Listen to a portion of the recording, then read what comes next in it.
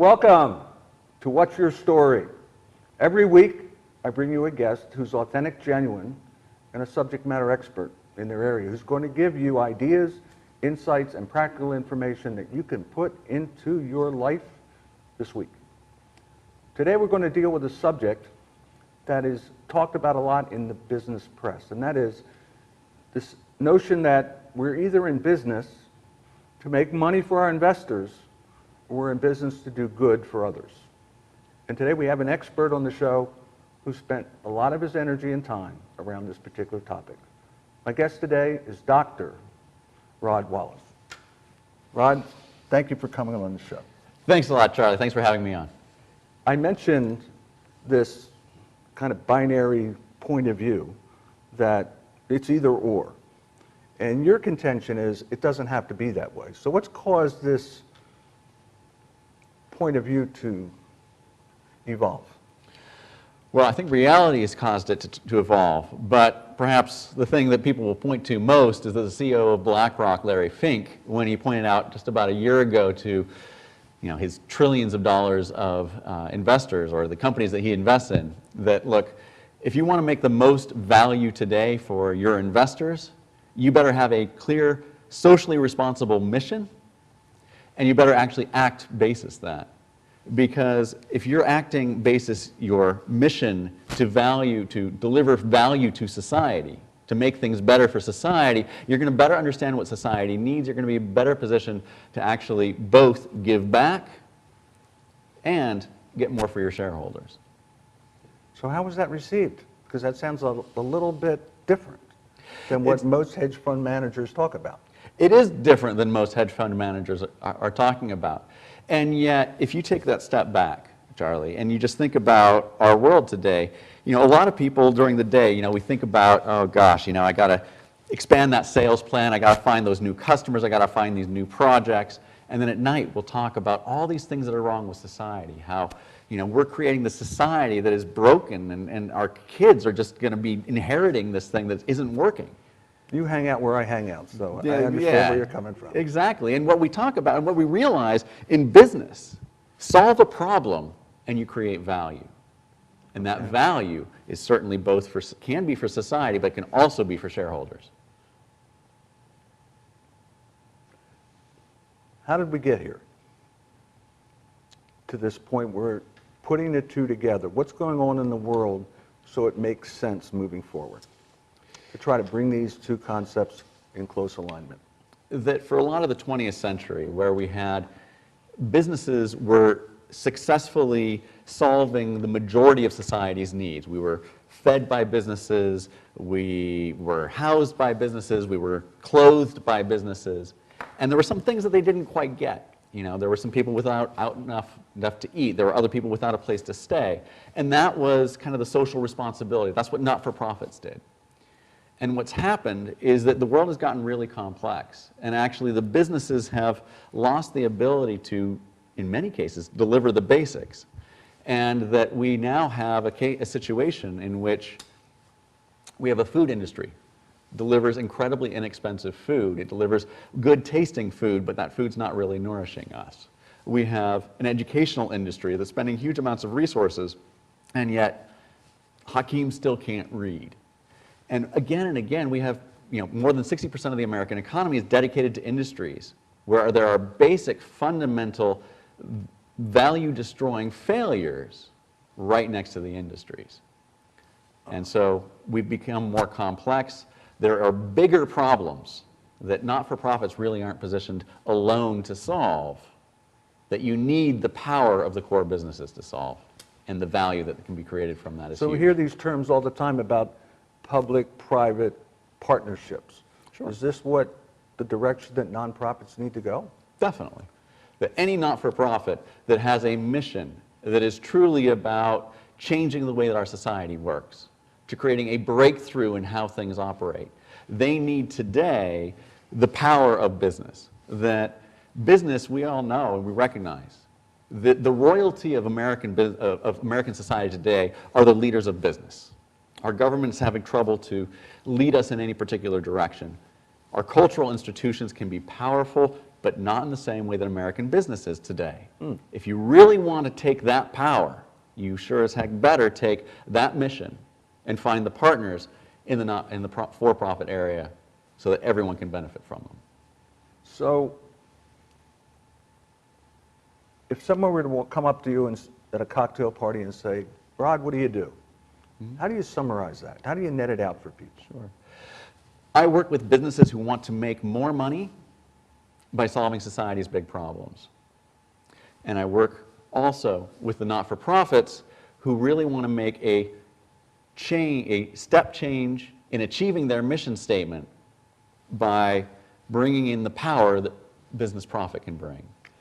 There are a lot of consultants out there Sure. that say similar things. So what have you learned from your clients that makes you different? Wow. Probably the simplest thing that I bring, I'm the only PhD economist that you know and probably ever has existed that has sold 1 million tons of vegetable oil. What? 1 million tons of vegetable oil all across Europe. 1 million tons, that's like, I don't know, 40,000 big tanker trucks of vegetable oil. No, 400,000 tanker trucks of vegetable oil that have crossed Europe from sales teams that I've operated. So you know business. I know business, and the PhD brings in the conceptual ability. The ability to go from the concrete and abstract to something that is real and concrete that you can actually execute on. And what I do in the case of this, of bringing social responsibility into business and bringing them together, is really first beginning with how can we take the business problem that you have and look at ways to bring social responsibility in to enhance the value that you're creating for your shareholders as well as for society. Second, recognizing that in today's world we have a really complex situation in which the consequences of what we do are often very far removed from the actions that we take. So, for example, you talk about how the labels that we put on our food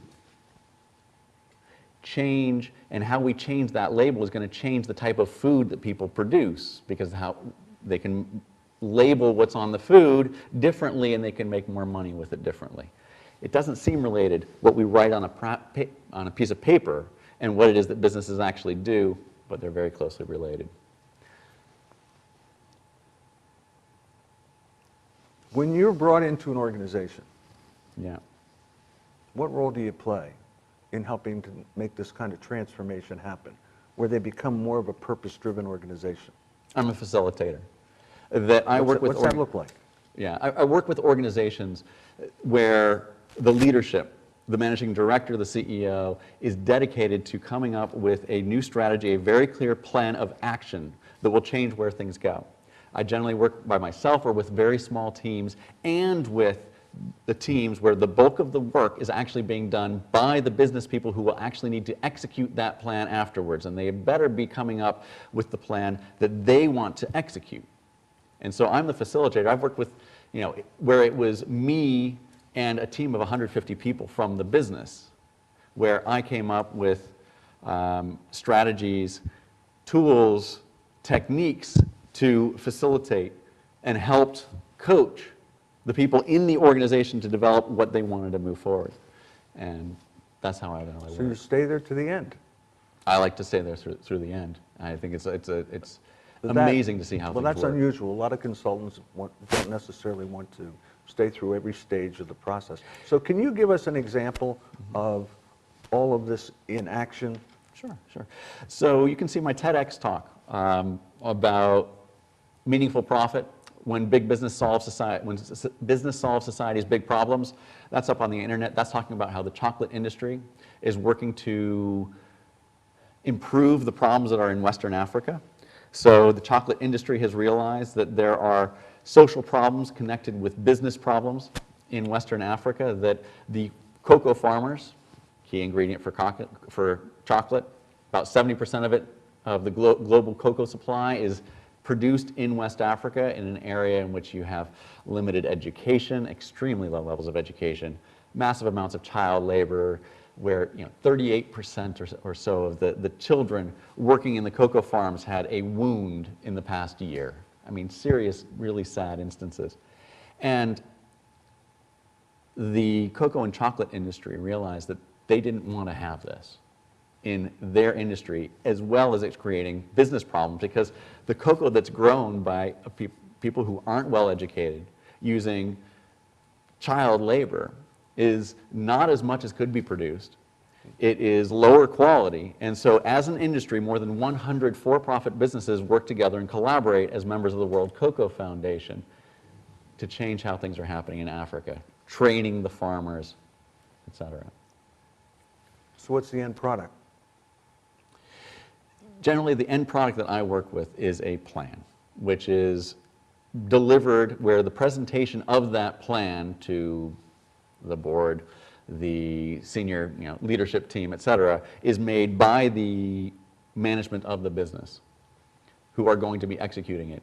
And they are so strongly tied into that plan that they are willing to go up and present it because they are going to execute that beginning of the day after they present it and it gets approved. So what I'm hearing you tell me is that corporations see the relationship between sustainable profitability and fixing certain social ills or problems that may get in the way of that revenue stream, that profit. So they need to take action. Correct. So they is a good business case for being social.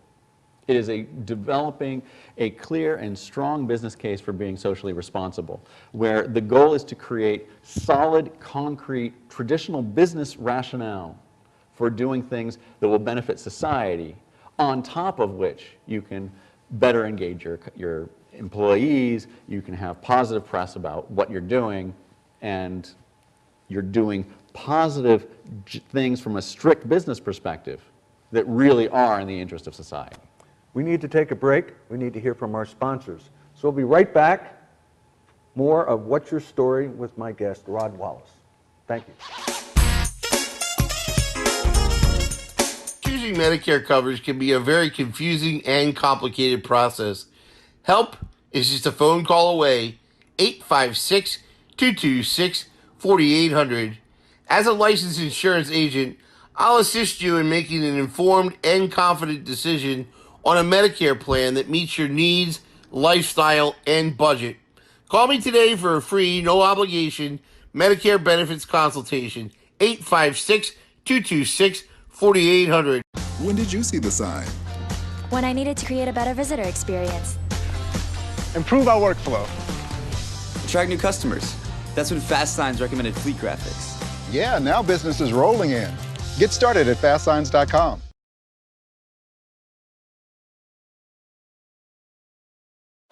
What do I want to be when I grow up? Maybe a musician? A veterinarian? Maybe an equestrian? A mommy? Well, why not be all these things and more? Consider joining me, Dr. V, with friends and colleagues as we explore a wide range of topics together. V is for variety, here on RVNTV.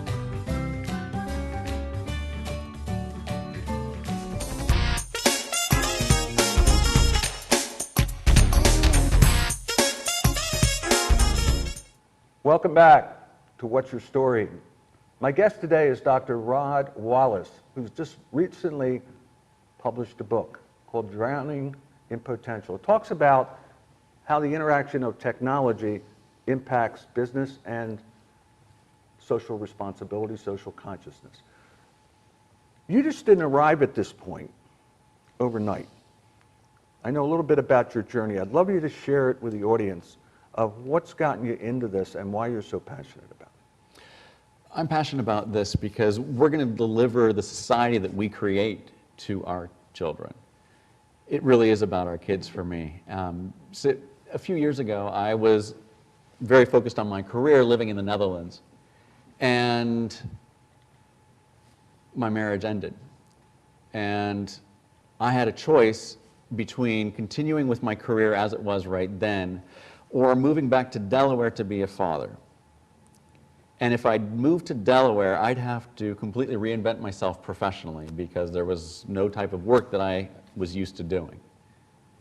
And in going through that process of moving back to Delaware in the United States, reinventing myself professionally, it became very clear to me just how important it was to me to create the environment, really, the society in which our children have the best chance to prosper. And I spent the next couple of years researching my book, Drowning in Potential: How American Society Can Survive Digital Technology. And by looking in a very systematic way, it became clear to me that we were failing at creating a society that we would want our children to live in. And it also became clear what were some of the key tools and strategies that we needed to implement to help fix some of the problems that we have. Who's doing a good job with this?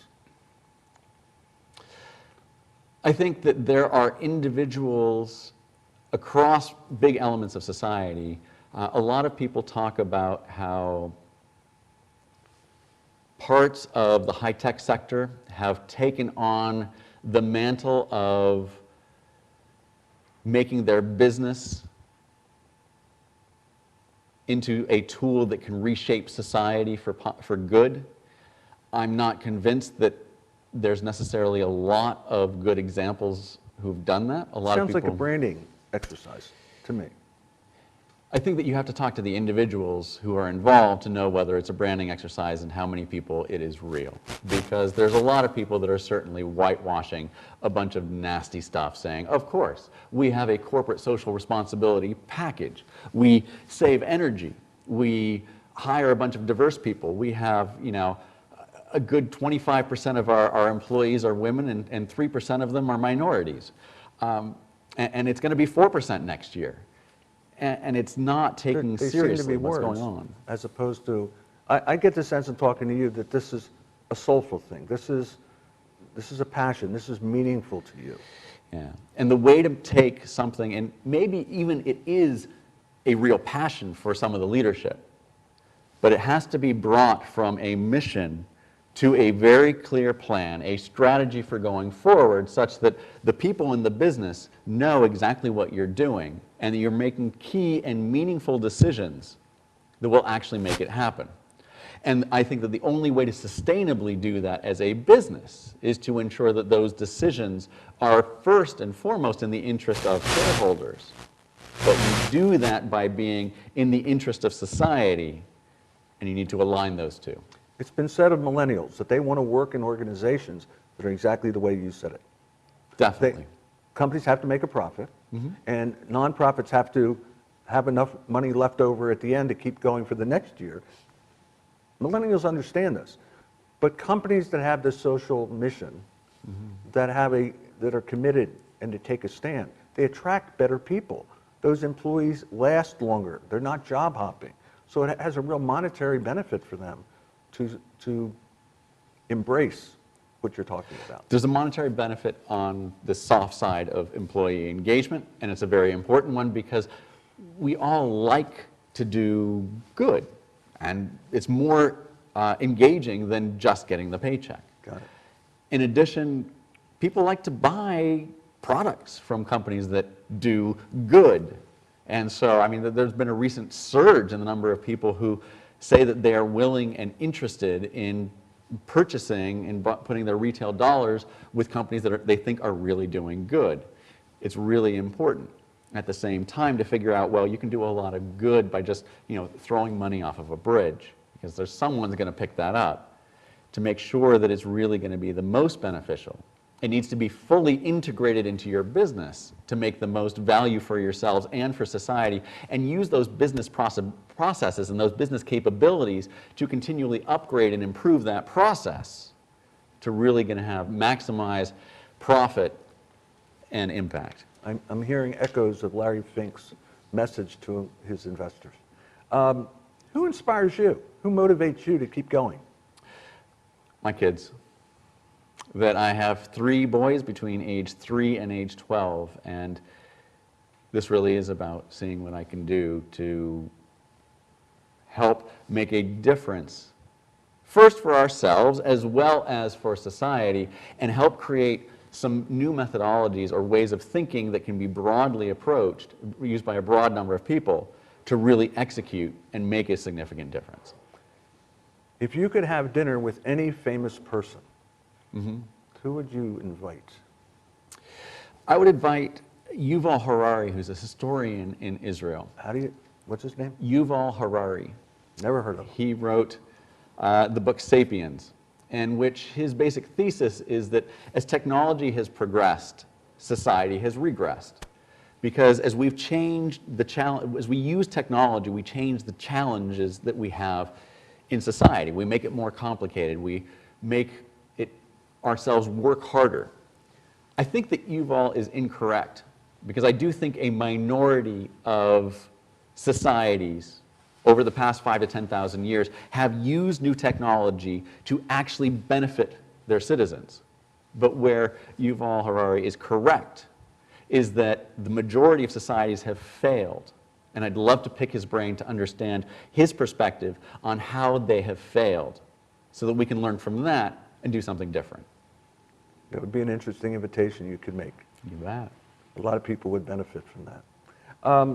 Can you share a story, another client story, that you think best illustrates the kind of work that you do? Sure. I'm working with Heritage Sports Radio Network, that's hsrn.com, and they are coordinating a group of 10 historically black colleges and universities, more students than the University of Tennessee, to help bridge the divide between corporate America and the African American community. They are inviting, at the invitation of people at the HBCUs, the black colleges, corporate America down to the schools to help sponsor the schools and have meaningful understanding of what's going on, so that you can have cultural engagement, cultural learning, better bridge that gap while the company has new opportunities to make money, both directly and indirectly as well. This is the time in the show where I ask you to look into the camera and make an ask of the audience. You can share anything you want with them, ask them. I've seen this man speak, and any organization that wants to bring a speaker in to get people charged up and excited about a topic, Dr. Rod's the man. So go ahead and ask of the audience anything you'd like. I'm a speaker and a consultant. And first, if you have an organization that is looking to better understand how to create the most value for shareholders and for society with social responsibility, I'd love to go ahead and speak at your event. Secondly, if you have if you, as a company, have social responsibility type of activities and want to better understand how to incorporate those into your own core business activities, if you want to better think about how can you broadly collaborate across organizations to have the biggest impact on society and the environment in which you will compete, invite me in. You can go ahead and invite me to speak, or with a short session to better understand if there may be a good fit between the type of specific tools that I've created to be successful in creating value from social responsibility and what you're trying to get accomplished. How would they get in touch with you? They get in touch with me by my website, rodwallacephd.com. It's been at the bottom of the screen here, rodwallacephd.com. They can download a free questionnaire that will help understand whether they're getting the most value and bang for the buck today out of their social responsible activities. I want to thank you on behalf of the audience to informing them and showing them how to close that gap, what's happening, and that we are, as a society, better off when we just don't pursue the dollar. We're also keeping other people in mind and looking out for others. Thank you very much for coming on the show. Thanks Dr. a lot, Rod Charley. Wallace. And thank you for tuning in. Next week, I'll have another guest who's authentic and genuine, who'll share ideas, insights, and practical advice for you to take into your life and put to use immediately. Thank you very much for tuning in. Until next time, thank you.